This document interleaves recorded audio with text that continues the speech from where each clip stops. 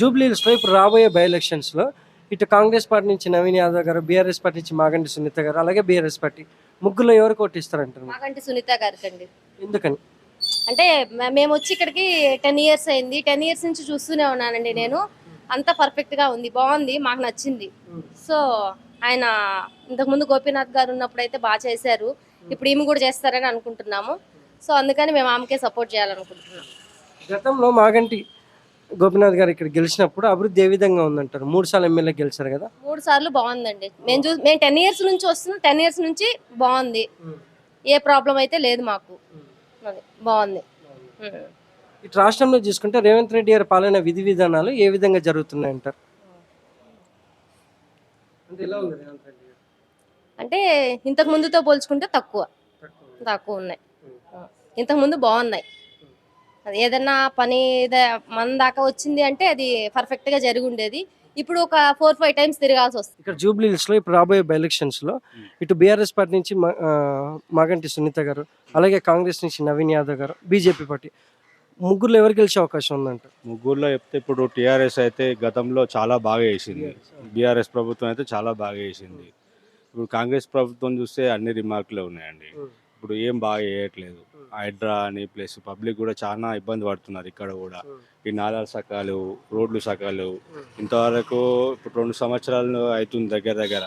ఇంతవరకు వచ్చారు కానీ ఏం అభివృద్ధి అనేది ఏం కనబడట్లేదు కాంగ్రెస్ తరపు నుంచి అయితే. ఇంతకుముందు మాగంటి గోపీనాథ్ గారు చాలా కేసీఆర్ సమక్షంలో చాలా బాగా చేసిండు. మళ్ళా అతని కూతురు వచ్చే అవకాశం అయితే పక్కా ఉన్నాయి. ఇప్పుడు ఇక్కడ జూబ్లీహిల్స్‌లో రాబోయే బై ఎలక్షన్స్‌లో ఇటు బీఆర్ఎస్ పార్టీ నుంచి మాగంటి సునీత గారు, అలాగే కాంగ్రెస్ నుంచి నవీన్ యాదవ్ గారు అంటున్నారు. బీజేపీ పార్టీ ముగ్గురులో ఎవరు గెలిచే అవకాశం ఉందంటారు? నవీన్ యాదవ్ గారు, కాంగ్రెస్ పార్టీ నవీన్ యాదవ్. ఎందుకంటే జర మంచిగా చేస్తున్నాడు అతను, అందరిలో మంచి కలిసిమెలిసి ఉంటున్నాడు. ఆయన ఎప్పటి నుంచో ట్రై చేస్తున్నాడు, కానీ ఈసారి రావాలని కోరుకుంటున్నాను.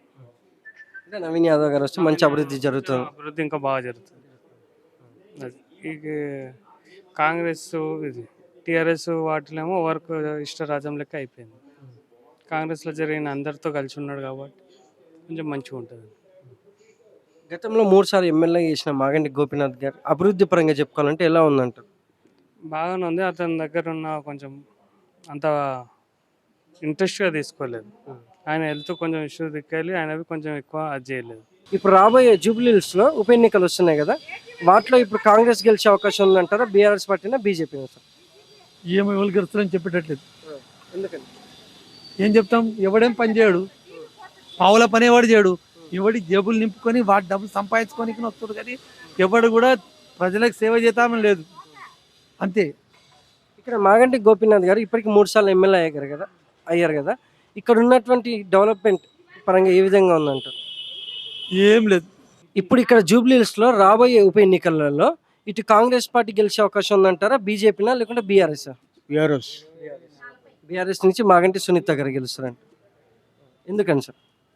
ఎందుకనంటే మాకు హెల్ప్ చేశాడు ఆయన బతుకున్నప్పుడు. ఏ విధంగా? మాకు ఇల్లు ఇచ్చాడు ఆయన.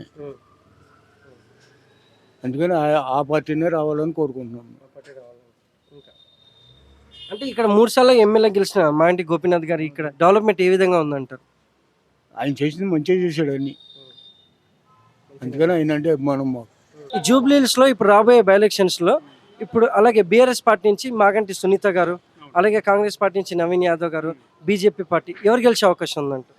నాకు తెలిసినంత వరకు అయితే ప్రజెంట్ జూబ్లీహిల్స్ స్కోప్ అయితే పాత రకంగా చూసుకుంటే బీఆర్ఎస్ పార్టీ వాళ్ళకే ఉండే అవకాశం ఉంటుంది. బట్ కాకపోతే ఇక్కడ లోకల్లో నవీన్ అన్నది కొద్దిగా ఫామ్ బాగా నడుస్తుంది కాబట్టి బీజేపీ వాళ్ళకంటే ఇప్పుడు కాంగ్రెస్ ఉన్న బీఆర్ఎస్ మధ్యలోనే వీళ్ళిద్దరి మధ్య పోర్ ఎక్కువ ఉండే అవకాశం ఉంటుంది.